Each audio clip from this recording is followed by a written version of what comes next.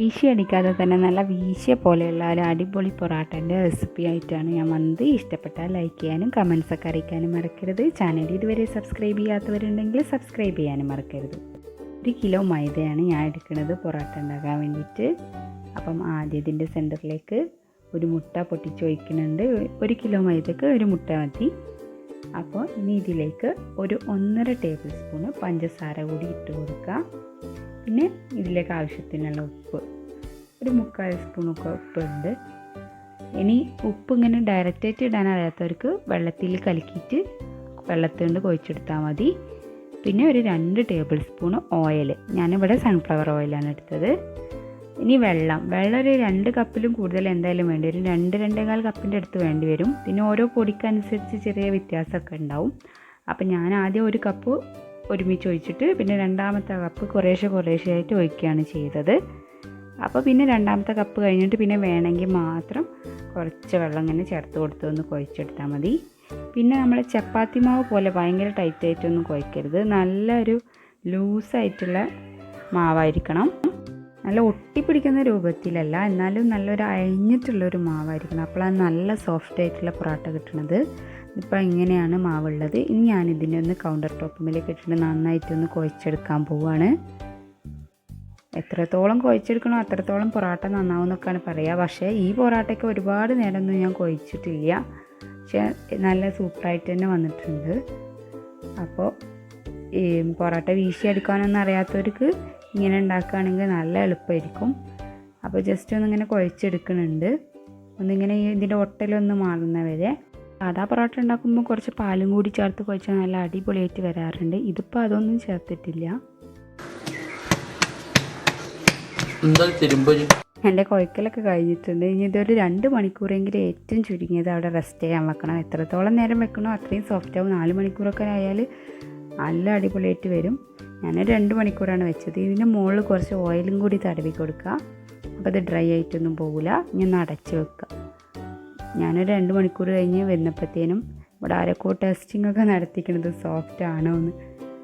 അങ്ങനെ ഇതൊന്ന് ഞാൻ കൗണ്ടർ ടോപ്പിലേക്ക് ഇട്ടിട്ട് ഒന്ന് ചെറിയൊരു ഒട്ടലുണ്ട്.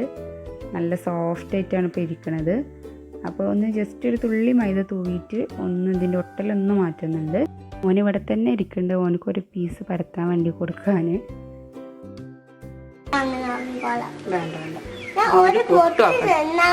വേണ്ട മോനെ,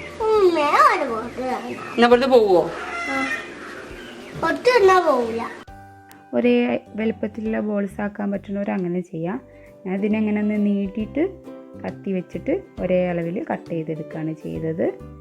അപ്പോൾ ഈ 2 പാർട്ടാക്കി മാറ്റിയ ഈ പൊറോട്ട മാവ് ഓരോന്നിലും 10 എണ്ണം വീതം ഉണ്ടായിരുന്നു. അപ്പോൾ മൊത്തത്തിൽ 20 പൊറോട്ട ഉണ്ടായിരുന്നു ഈ 1 കിലോ പൊടിയുണ്ട്. പിന്നെ നമ്മളെ പൊറോട്ടൻ്റെ വലുപ്പത്തിനൊക്കെ അനുസരിച്ചിട്ട് അളവ് കൂടും കുറയൊക്കെ ചെയ്യും കേട്ടോ. എന്നിട്ട് പിന്നെ ഇതിൽ നിന്ന് ഓരോരോ ബോൾസ് എടുത്തിട്ട് ഒന്ന് പരത്തിയെടുക്കണം. ഇനി പരത്തലും നല്ല പെർഫെക്റ്റ് റൗണ്ട് ആവണമെന്നൊന്നുമില്ല. പരത്തിൻ്റെ ശേഷമാണ് നമ്മളെ ഈ പൊറോട്ടൻ്റെ വേറൊരു മെത്തേഡാണ് ചെയ്യണത്. അപ്പോൾ ഇങ്ങനെ കുറച്ച് പൊടിയൊക്കെ ഇട്ടിട്ട് പരത്താം. കാരണം ഇത് നല്ല ഇങ്ങനെ നമുക്ക് വലിച്ചിങ്ങനെ എടുക്കാനുള്ള പാകത്തിലുള്ള ഒരു പൊറോട്ട ആയിരിക്കും. അപ്പോൾ വീശി അടിക്കാൻ അറിയുന്നവർക്ക് ഈ സമയത്ത് നല്ല വീശാനും കഴിയും. കാരണം ഇത് അത്രയും നല്ലൊരു സോഫ്റ്റ് മാവായി കഴിഞ്ഞിട്ടുണ്ട്. ഇതിൻ്റെ മുകളിലേക്ക് 1 ടീസ്പൂൺ ഒരു ഓയിൽ ഒന്നിങ്ങനെ മുഴുവനായിട്ട് ഒന്നിങ്ങനെ തേച്ച് കൊടുക്കുന്നുണ്ട്. അതിൻ്റെ മുകളിൽ കുറച്ച് മൈദപ്പൊടി ഒന്നിങ്ങനെ തൂവി കൊടുക്കുന്നുണ്ട്. ഇനി ഓയിൽ തന്നെ യൂസ് ചെയ്യണമെന്നില്ല. ഓയിലും നെയ്യും കൂടിയിട്ടുള്ള മിക്സ് ആയാലും കുഴപ്പമൊന്നുമില്ല. അതിൻ്റെ മുകളിൽ അടുത്ത ലെയർ വെച്ച് കൊടുക്കുക. ഇതേപോലെ തന്നെ പരത്തിയിട്ട് അങ്ങനെ ഓരോരോ ബോൾസും ഇങ്ങനെ ഇടയിലൊക്കെ നെയ്യ് അല്ലെങ്കിൽ ഓയിലൊക്കെ തടവിയിട്ട് ഇങ്ങനെ അട്ടിക്കറ്റിക്ക് വെച്ച് കൊടുക്കാം. മൈദ തൂവാനും മറക്കരുത്. അങ്ങനെ ഒരു 10 ലെയറൊക്കെ ആയി കഴിയുമ്പോൾ അതവിടെ മാറ്റി വെക്കാം. പിന്നെയുള്ള ലെയറുകൾ വേറൊരു അട്ടിയാക്കിയിട്ട് വെക്കാം. അങ്ങനെ 2 അട്ടിയാണ് ഇവിടെ ഉണ്ടാക്കിയത്. അതിൽ ഓരോ അട്ടി ഞാൻ അങ്ങനെ മൂടി വെക്കുന്നുണ്ട്. അങ്ങനെ ഇതൊന്ന് ഇനി 1 മണിക്കൂറെങ്കിലും റെസ്റ്റ് ചെയ്യണം. 1.5 മണിക്കൂറായാലും കുഴപ്പമൊന്നുമില്ല. ഇതാ 10 എണ്ണത്തിൻ്റെ 2 അട്ടികളുണ്ട്. മൊത്തത്തിൽ 20 എണ്ണം ഉണ്ടാവും. ഇനി ഇതാ 1 മണിക്കൂർ കഴിഞ്ഞ് വന്ന് നോക്കുമ്പോഴത്തേനും ഈ പൊറോട്ട നല്ല അടിപൊളിയായിട്ട് വന്നിട്ടുണ്ട്. ഇനി നമ്മൾ ഇത് വീശി പൊറോട്ട ഉണ്ടാക്കാൻ വേണ്ടിയിട്ട് ഓരോന്നും പതുക്കെ അങ്ങനെ വലിച്ചു നോക്കുക. അപ്പോൾ നല്ല നമ്മൾ വീശിയെടുത്ത മാതിരി തന്നെ വേറായിട്ട് വരും. അങ്ങനെ വലിച്ചിട്ട് കയ്യിലിങ്ങനെ ചുരുട്ടി വെക്കുക. നല്ല റോൾ ചെയ്ത് ഇങ്ങനെ എടുക്കുക. ഇപ്പോൾ ഇതാ ആർക്ക് വേണമെങ്കിലും ഈസി ആയിട്ട് ചെയ്യാൻ പറ്റുന്നത് തന്നെ ഉള്ളൂ. പിന്നെ ഈ ഒരു മെത്തേഡ് ആകുമ്പോൾ നമുക്ക് ചെയ്യാൻ നല്ല കുറച്ചും കൂടി ഇൻട്രസ്റ്റിംഗ് ആയിരിക്കും സാധാരണ പൊറോട്ട ഉണ്ടാക്കണേക്കാട്ടിയും. അല്ലെങ്കിൽ തന്നെ പൊറോട്ട ഉണ്ടാക്കാൻ ചിലപ്പോൾ ഇഷ്ടമായിരിക്കും എല്ലാവർക്കും. ഈ സംഭവം ആലോചിച്ചിട്ട് നന്നാവില്ല എന്ന് വിചാരിച്ച് ചെയ്യാത്തായിരിക്കും. അപ്പോൾ ഇതെല്ലാവർക്കും ചെയ്യാൻ പറ്റും. അപ്പോൾ ഇതേപോലെ ബാക്ക് സൈഡിൽ നിന്ന് വരുന്നത് ഒന്ന് ബാക്കോട്ട് പ്രസ് ചെയ്ത് വെക്കുക, അല്ലെങ്കിൽ ഇത് അതേപോലെ പുറത്തേക്ക് വരും. അപ്പോൾ ഇനി കൈ വെച്ചിട്ട് തന്നെ, റോളർ ഒന്നും വേണ്ട, കൈ വെച്ചിട്ട് തന്നെ ഇതൊന്നിങ്ങനെ പരത്തി കൊടുക്കുക. അപ്പോൾ പരത്തുമ്പോൾ ഭയങ്കര മെലിഞ്ഞിട്ടും ആവണ്ട, ഓവർ കട്ടിയും വേണ്ട, ഒരു മീഡിയം തിക്നെസ്സിൽ എല്ലായിടും ഒരേ ഷേപ്പിൽ തന്നെ വരുന്ന രീതിയിൽ ഒന്നിങ്ങനെ പരത്തി കൊടുക്കുക. എന്നിട്ട് ചൂടുള്ള കല്ലിലിട്ട് കൊടുക്കുക. കുറച്ച് ഓയിൽ ഇങ്ങനെ മുകളിൽ കൂടെ തൂവി കൊടുക്കുന്നുണ്ട്. പൊറോട്ടയ്ക്ക് അത്യാവശ്യം നല്ല ഓയിലൊക്കെ വേണം. എന്നാലും നമ്മൾ വീട്ടിലൊക്കെ ചെയ്യുമ്പോൾ ഒരുപാട് ഓയിലൊക്കെ യൂസ് ചെയ്യാത്ത നല്ലത്, കുറച്ചും കൂടി ഹെൽത്തി ആയിട്ട് ചെയ്യാൻ വേണ്ടിയിട്ട്. അപ്പോൾ ഇതിലിപ്പോൾ ഓൾറെഡി നമ്മൾ അവിടെ പരത്തി വെക്കുമ്പോൾ കുറേ ഓയിൽ യൂസ് ചെയ്തുകൊണ്ട് ഇത് ചൂടാൻ വേണ്ടിയിട്ട് ഒരുപാട് ഓയിലൊന്നും വേണ്ട. ജസ്റ്റ് ഈ 2 പ്രാവശ്യം തന്നെ ഞാൻ ഓയിലിട്ടിട്ടുള്ളൂ.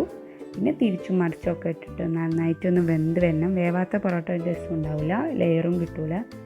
അപ്പോൾ വേവണ വരെ ഒന്ന് തിരിച്ചും മറിച്ചും ഇട്ട് കൊടുക്കുക. ചൂടുന്നതും നന്നായിട്ടില്ലെങ്കിൽ പൊറോട്ട അത്രയും ചെയ്തതൊക്കെ വേസ്റ്റ് ആവും. അപ്പോൾ ചൂടുമ്പോഴും കുറച്ചൊന്ന് ശ്രദ്ധിക്കുക, നല്ല ബലം വെച്ച് പോവാതിരിക്കാൻ വേണ്ടിയിട്ട്. അപ്പോൾ ഇടയ്ക്കിടയ്ക്ക് ഒന്നിങ്ങനെ മറിച്ചിട്ട് കൊടുക്കുക.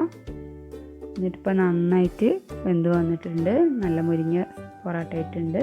ഇനി ഇതൊരു പാത്രത്തിലേക്ക് മാറ്റുക. ഇതൊരു 3-4 എണ്ണമൊക്കെ ആകുമ്പോൾ ഇങ്ങനെ ഒന്ന് ചൂടോടെ തന്നെ ഇങ്ങനെ അടിച്ചു കൊടുക്കുക. ചൂടാറാൻ നിൽക്കരുത്. അപ്പോൾ നല്ല ഇങ്ങനെ ലെയറൊക്കെ വിട്ടിട്ട് വരും. മാത്രമല്ല നല്ലൊരു സോഫ്റ്റ് പൊറോട്ട നിങ്ങൾക്ക് കാണുമ്പോൾ തന്നെ മനസ്സിലാവുന്നുണ്ടാവും. വീശാതെ ചെയ്തതാണെന്ന് തോന്നുന്നില്ല. അപ്പം എല്ലാവരും ഒന്ന് ട്രൈ ചെയ്ത് നോക്കുക. ഇഷ്ടപ്പെട്ടാൽ ലൈക്ക് ചെയ്യാനും കമൻസൊക്കെ അറിയിക്കാനും മറക്കരുത്. ഫ്രണ്ട്സൊക്കെ ആയിട്ട് ഷെയർ ചെയ്യാനും മറക്കരുത്. ചാനൽ ഇതുവരെ സബ്സ്ക്രൈബ് ചെയ്യാത്തവരുണ്ടെങ്കിൽ സബ്സ്ക്രൈബ് ചെയ്യാനും മറക്കരുത്.